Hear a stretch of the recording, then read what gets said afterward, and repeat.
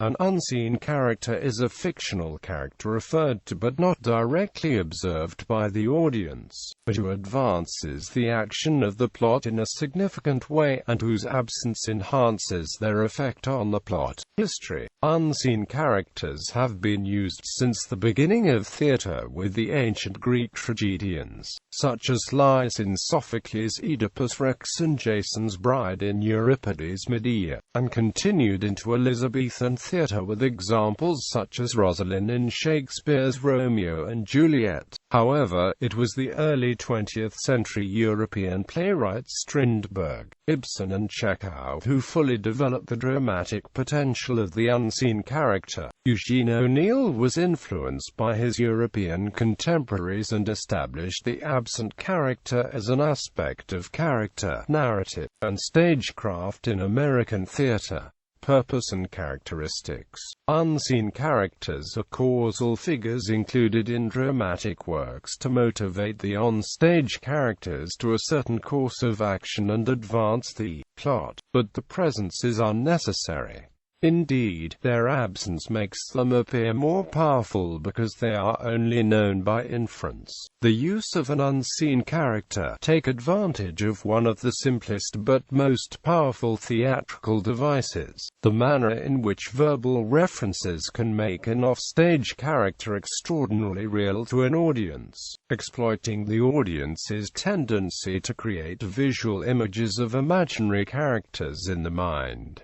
In a study of 18th-century French comedy, F.C. Green suggests that an invisible character can be defined as one who, though not seen, influences the action of the play. This definition, according to Green, would rule out a character like Laurent Tartuffer's unseen valet, whose sole function is merely to give the playwright an opportunity to introduce Tartuffe. Unseen characters can develop organically even when the creators initially did not expect to keep them as unseen, especially in episodic works like television series. For instance, the producers of Cheers and Frasier initially did not want to make the character Niles Crane's wife Maris an unseen character because they did not want to draw parallels to Vera, Norm Peterson's wife on Cheers. They originally intended that Maris would appear after several episodes, but were enjoying writing excuses for her absence, so eventually it was decided she would remain unseen, and after the increasingly eccentric characteristics ascribed to her, no real actress could portray her. Examples.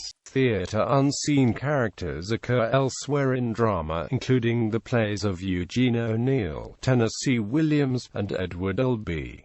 Author Marie A. Wellington notes that in the 18th century, Voltaire included unseen characters in a few of his plays, including Le Duc de Lincoln and L'Orphelin de la Chine.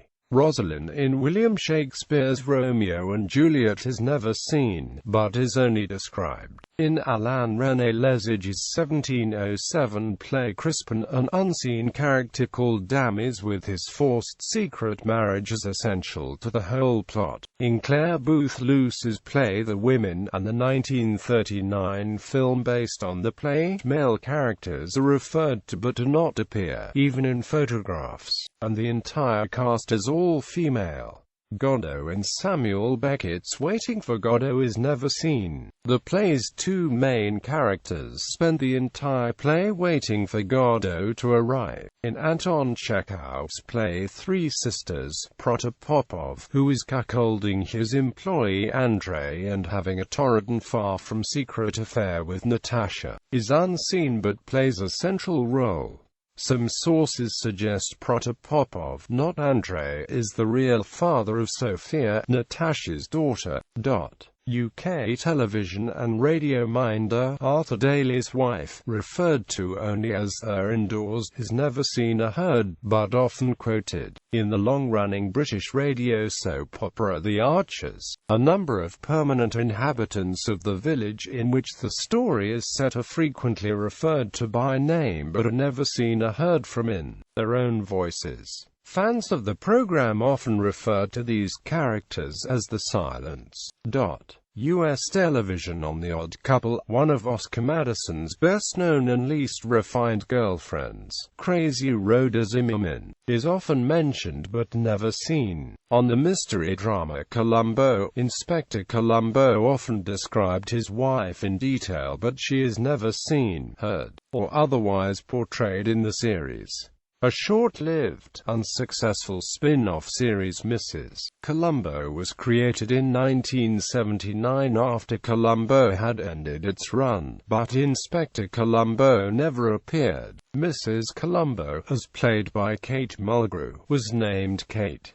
The series gradually severed any possible ties with the original detective series. Both the series and the eponymous character herself were renamed in an attempt to change direction, but this did not help poor ratings, and the series was ultimately cancelled in March 1980 after only 13 episodes had aired. On The Mary Tyler Moore Show, Phyllis Lindstrom's husband, Dr. Lars Lindstrom, is oft referenced but never seen. On Seinfeld, Bob Sacamano, Lomez and cousin Jeffrey are often mentioned but never seen. The first two are friends of Cosmo Kramer, and the last is the cousin of Jerry Seinfeld. Jeffrey works for the New York City Parks Department, as Jerry is told ad nauseum by his Uncle Leo. On The Andy Griffith Show, Juanita Beasley, for whom Barney Fife occasionally expresses affection, is unseen but often referenced and telephoned by the love-struck Fife.